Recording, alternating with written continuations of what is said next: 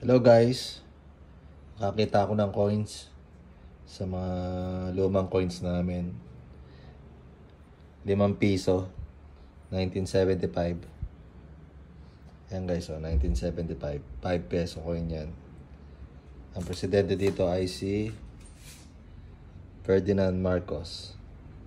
Yan. Magkano kaya halaga nito guys? Magkano pa kaya value nito? Bilhin nyo na sa akin to guys. On hand to ngayon. Binebenta ko siya. Kaso wala akong idea kung magkano. Please, comment na lang. Paki-comment na lang kung magkano offer nyo. Or kung sino man merong idea kung magkano pa itong coins na to. Paki-comment na lang po guys. Yan siya guys 5 piso. Alam ko na ano na to eh.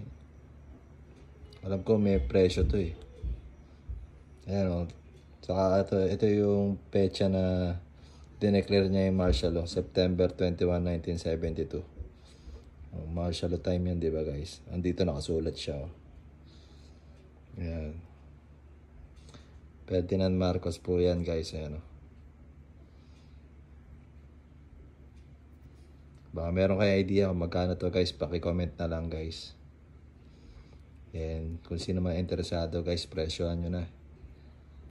Binebenta ko na to guys. Legit po yan.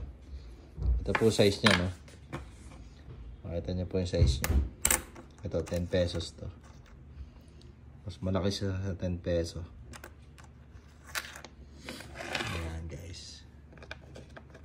Ito piso.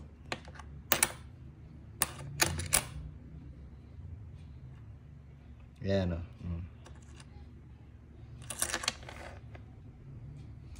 Ferdinand Marcos. Ayan, zoom natin. Ayan Setyembre 21, 1972. Diba yan yung martial law guys. So ayan, confirm nga Ferdinand Marcos po yan. Pangulong Ferdinand Marcos, 1975. 5 piso.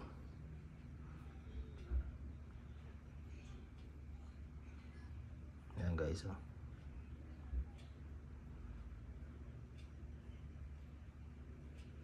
Yan guys, comment lang guys kung sino interesado.